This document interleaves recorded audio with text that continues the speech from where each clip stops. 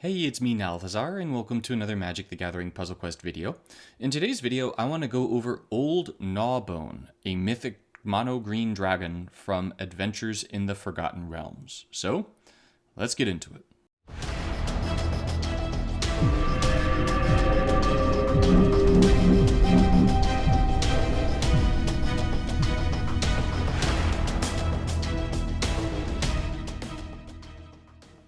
Old Gnawbone here is a mythic dragon and is 19 mana for a 9/9 legendary flying creature. It has, when a creature you control deals combat damage to your opponent's planeswalker, create X gold tokens. X is this creature's base power. Now, the first thing to keep in mind about the ability is that when a creature you control deals combat damage to your opponent's planeswalker, it gains the ability that says create X gold tokens. X is this creature's base power, meaning that if a creature with a base power of 4 hits your opponent, that it will create 4 gold tokens. If a creature with a base power of 10 hits your opponent, it'll create 10 tokens. If you're using the Tarrasque and you have a creature with base power 20, it will create 20 gold tokens. Gnawbone itself is going to create 9, unless you change the base power toughness of your creatures. Now, even though there is that fluctuation in how many gold tokens are going to be coming out, do not mistake that this is not one of the most powerful cards in Standard. The power level of this sort of strange looking dragon is otherworldly creepy. So what makes Gnawbone so good, right? So the first thing is that when Gnawbone by itself hits your opponent, Gnawbone is going to create X gold tokens. Those gold tokens, if you're unfamiliar with them, are these artifact treasures with 1 shield, and when this support is destroyed, you gain 3 mana. So that means that you're putting out a maximum of 27 mana every time Old Gnawbone hits your opponent. And it's not like it's capped at 9 total for Gnawbone. No, Gnawbone is going to make 9 every single time until the board no longer has space for more treasure tokens to appear on the board. What this means is that when you get Gnawbone down, it doesn't take very long for the whole board to be filled with these support tokens. And what's crazy about it is I've never played this game when my opponent makes a massive cascade, and I feel like, oh, nice, that's exciting. But with Old Gnawbone, when your opponent starts making cascades, you get more mana than they do in a lot of cases, because if they match 3 of your gold gems, you're getting 9 mana for that. There are something like 5 or 6 planeswalkers in the game that are able to get more mana than 9 from a single match. So that already makes Gnawbone an absolute beast, right? Because it's not like, you know, the red-blue dragon, legendary dragon from Strixhaven that's making a gold token once during everybody's turn. No, Gnawbone takes a look at that guy and turns it into like the Michael Jordan meme of dragons where it's crying, because it can't do anything compared to what this beast can do. Now, the other thing that's so crazy about this is we have an incredible amount of synergy with these kinds of tokens in the game right now. There are just so many cards that are going to interact with it. And so not only does it provide you with just an unreal amount of mana, not only does it make it so that if your opponent goes and cascades like crazy, as only Greg can do, you're going to maybe wind up getting more mana than them, but it provides you with a whole bunch of options with other cards that exist in the game. Now I'm going to X out of Gnawbone here, and you're going to see one of the decks that I'm playing in this video, but I'm just doing this as an opportunity to showcase some other cards that Gnawbone plays really well with, and why I think Gnawbone has such incredible staying power in the current Standard. So the first card that I want to go over is Oswalt Fiddlebender. Oswalt Fiddlebender is a fantastic pairing for Gnawbone for a number of reasons. The first of those reasons is that both Fiddlebender and Gnawbone have full art variants. And as they both have full art variants, you'll see here, right, we can go full art, regular art, and the same for Gnawbone, full art, regular art. That means that you're going to be able to pick both of these up from Fiddlethip. So this isn't like one of my usual Mythic videos where you're watching it and you're like, oh, this is really cool to watch, but I'm totally never going to get these cards. As long as you have 800 mana crystals that you can set aside by the time the Adventures in the Forgotten Realms cards hit Fiddlethip's vault, you're going to be able to get both of these cards. Now, what Oswald Fiddlebender does is he makes it so that when an artifact you control is destroyed, you're going to increase this card's level by 3. And gold tokens get destroyed really easily, so this thing's going to level up crazy fast. Then, after the thing is destroyed, you're going to move the first artifact card with the highest base cost that is equal to or less than this card's level from your library into play. So what you're able to do is if you stack very specific artifacts in your deck, then not only is it going to give you a ton of mana when every one of your gold tokens is destroyed, but it's also going to put artifacts from your deck directly into play. You don't have to cast them. They just come straight out. And so you can do some absolutely absurd things with that ability. Beyond that, he also has, when an artifact enters into play under your control, increase this card's level by 1, then this creature gets +1/+1 permanently. So when Gnawbone hits, this thing levels up 9 times and gets a permanent +9/+9 buff. When he hits, he's going to level up 4 more times and then get an increase of an additional +4/+4. Fiddlebender winds up buffing up very quickly and very, very fast. Like, it's just, very quickly and, like, in a very scary way to great powers. And so, for me, what I wound up testing with this card is, my initial thought was, okay, what if I were to put in the deck, like, a bunch of things like Pyromancer Goggles, Ember Cleave, Dancing Sword, Vorpal Sword, something like that, where some of the more powerful artifacts. But then, the wording on this card struck me that it's the highest base artifact. It didn't specify support artifact. And so at that moment, I knew exactly what I had to do. I had to take the most powerful artifact creature in Standard and throw it in the deck, and as you will see in the gameplay, it was absolutely nutty.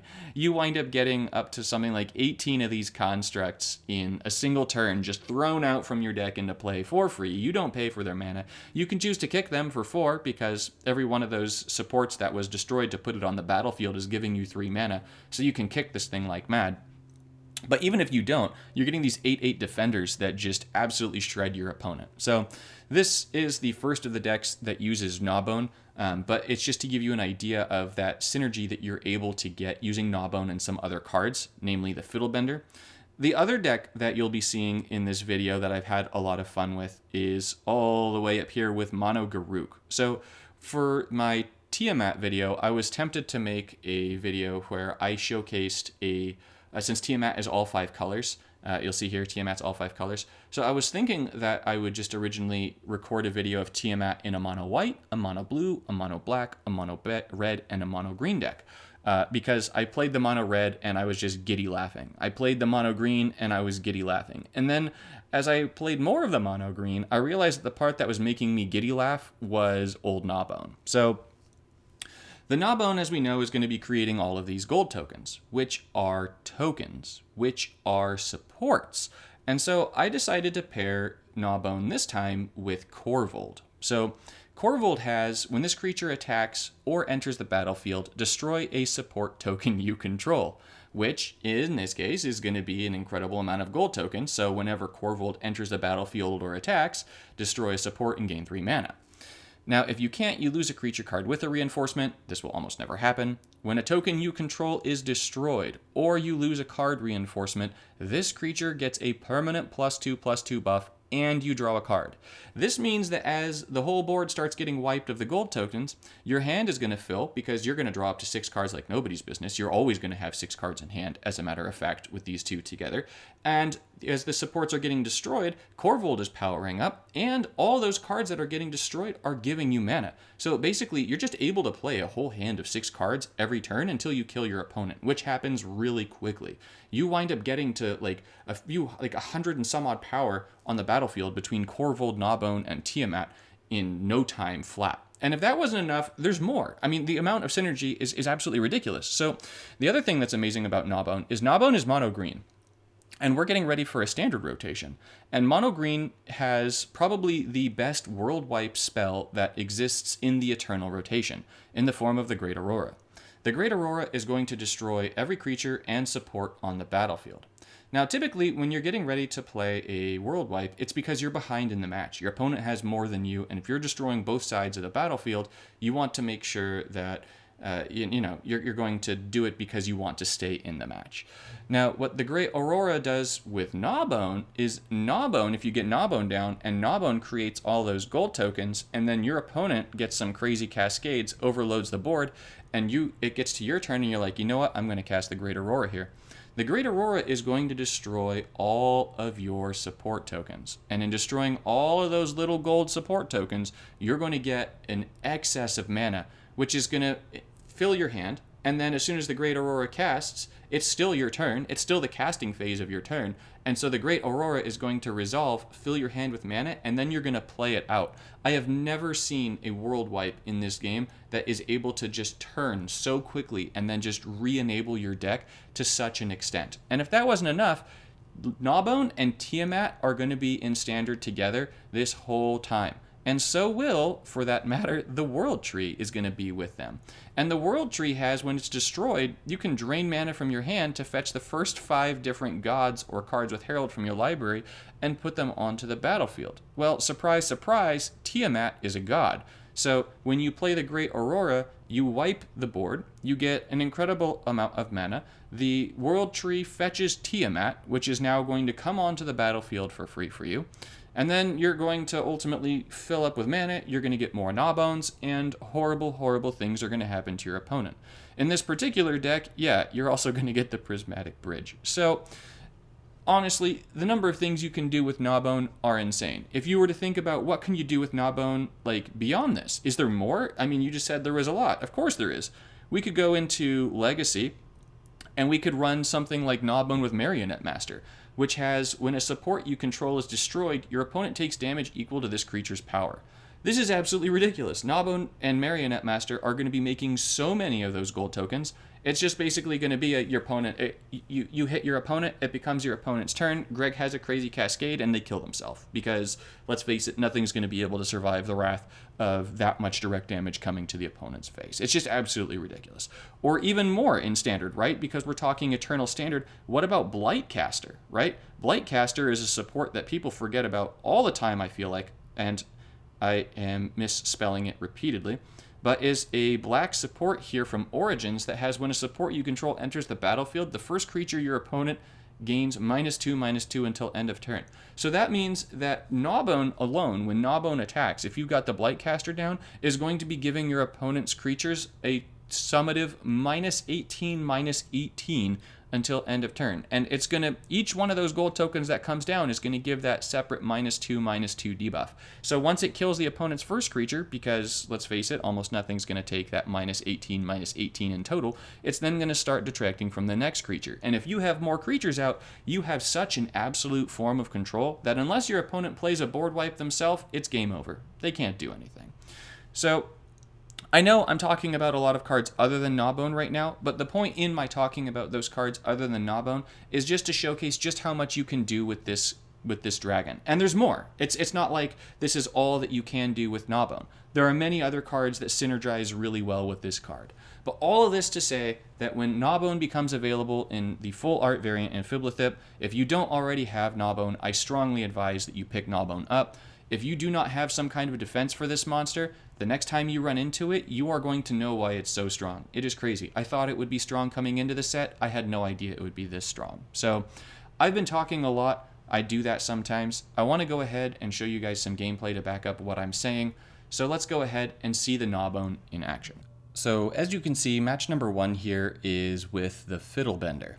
And so having both the Realms Uncharted and the Gnawbone in my starting hand is really sweet because it means that I can play and kick the Realms Uncharted, try and get a Turntimber Symbiosis, and then use the Turntimber Symbiosis to get Fiddlebender, right? Or whatever the gnome is called. Yeah, gnomes are just disgusting. Anyways, so we're going to play the Gnawbone first, and normally I would say that you should play your gem conversion first, but because of how many treasure tokens you actually wind up getting with Gnawbone, it's better to play Gnawbone. So Gnawbone actually side passes a number of our age-old rules in Puzzle Quest, which is crazy. Now I'm getting pretty lucky with the matches, and I'm also kind of lucky in that I have white in my color identity, and it is one of my larger mana bonuses, because it makes it easier for me to take my opponent's mana away from them, because Sarah has a +7 in white, and I do not want Sarah to be getting big matches. Now, my opponent playing these suppression bonds there is definitely unfortunate. I do not want suppression bonds to be stopping my Gnawbone. However, I am pretty fortunate in that a white gem appeared above the suppression bonds, and it was able to break just by a match. And then Sarah actually wound up destroying the support herself just because she wanted the mana. Now, here you'll see that Gnawbone is immediately making us 9 gold tokens, which is great. It means that as the world starts to blow up, I'm going to be getting a whole bunch of mana for the world blowing up, and I like that. Now, I've got a number of different options here for my swaps. I'm ultimately going to take the swap that's going to enable me to get the convert to green land here from the Turn Timber, and I'm going to get my Fiddlebender. So you'll see that Fiddlebender immediately levels up from 1 to 4 with that Reclaim the Wastes, as that Reclaim the Wastes destroyed one of my treasure tokens. And you'll see once all of these gold tokens, so I called them treasure, but you'll see that once all these gold tokens appear, not only is the Fiddlebender powering up, but it's going to actually level Fiddlebender up to 13, right? So we got 9 of them, so he levels up from 4 to 13. And that almost gets us to the point where we're going to start being able to get our artifact creatures, the myriad constructs. So I should honestly be able to get them this turn because I have a way of destroying multiple gold supports here. And so by destroying multiple gold supports here, that should actually give me the myriad constructs. And here they go. So Fiddlebender has leveled up to 19 with that destruction, and now you're going to see that I'm getting all of these myriad constructs. You'll see that I'm actually kicking a few of them, and I'm kicking them just because I'm gaining 3 mana from each of the gold tokens, and so it's really just I pay 1 extra mana to get an extra buff on the myriad constructs. Now, I'm not doing it for all of them here because I do indeed want to make sure that I'm able to go completely ham between this turn and next turn, which, you know, I guess I kind of am, right? I do want to actually use the Ruinous Ultimatum, though, to get rid of my opponent's angel, just in case they were to play some nonsense that made a whole bunch of tokens and they got turned to angels or something like that. But this just makes sure that I'm safe and that Sarah definitely dies on her next turn. So Gnawbone is going to go ahead and make me 9 more of the gold tokens, and then when Fiddlebender hits, Fiddlebender is going to make me 4 more. Remember that the creature that's dealing the damage is the one that's going to be placing out the gold tokens based on base power toughness. And you'll also see here that the Fiddlebender is just leveling up like mad. Each one of these tokens is leveling up the Fiddlebender. And so, I mean, I could literally play any artifact in the game right now. I mean, it's just ridiculous. And so the gem conversion is going to start popping some of my supports, which is nice. Because that's going to get me a whole bunch more of these myriad constructs. And you'll see that I am indeed kicking them. Even though it's only a +2 buff for each of them, I still want to go ahead and get as much power as I can on the battlefield. So at this stage, I've got just a white match, and then that's really the end of the match. And you'll see that I've got enough power on the board to definitely kill my opponent with the myriad constructs already, but nonetheless, they're just gonna keep coming. They're like an unstoppable tide. So the really cool thing about this deck is that the myriad construct, as I get yet another crazy cascade, the myriad construct is the only artifact that you can see in the deck, and so this is the only artifact that's going to be coming out to the Fiddlebender. And so I found that in my testing, I liked it most just having this one creature in my deck.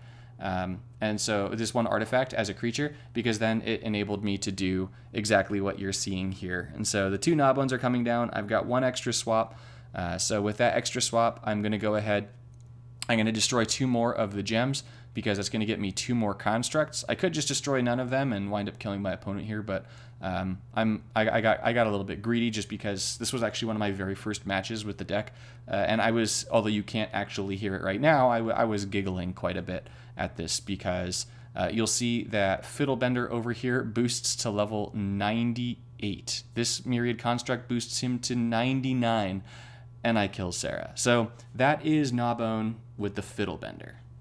So in the second match, we get to see Korvold in action with Gnawbone. So what the goal of this deck is going to be to get Korvold out along with Gnawbone and then get the insane card draw and mana from having the two of them out, and then having Korvold get buffed up a whole bunch of times. Now, here I did prioritize getting the World Tree out first. I just wanted to get the gem conversion that thing provides, which is absolutely insane. And then after that, the goal is to get T-Mat down so that we can get Gnawbone and Korvold with half mana. And then once those guys are down, we can get Gnawbone down, and that's just going to be like super mana. So you'll see here that I'm basically just drawing my dragons. So it did wind up being beneficial to get the World Tree down first, just because that means I'm going to be more likely to be able to get down all of what I want. Furthermore, I'm making some absolutely ridiculous cascades here, and so that's working out pretty well. Now, what I really should have done is I should have played the Korvold first and the Gnawbone second. That was a mistake. This was, I want to say, my first or my second match with these two together. So I really should have been more careful about that, just so that I wouldn't lose the reinforcement on my Gnawbone. But losing the reinforcement on my Gnawbone is going to make no real difference here. So I'm going to use the Predator's Trail over here. And then with that, I'm pretty set. I'm throwing away a Korvold there, which could be a mistake just because I already have the buff from T-Mat on a Korvold. But I did that just so that I could try and like go even more ham. So here you're going to see T-Mat hits Brokon, makes 10 tokens, which is very substantial. I'm going to go ahead and take a Gnawbone, since Gnawbone's going to reinforce from having the T-Mat buff. And then my critters are all going to boost up. Now here you'll see that the Korvold is going to start buffing up because some of my gold tokens got broken.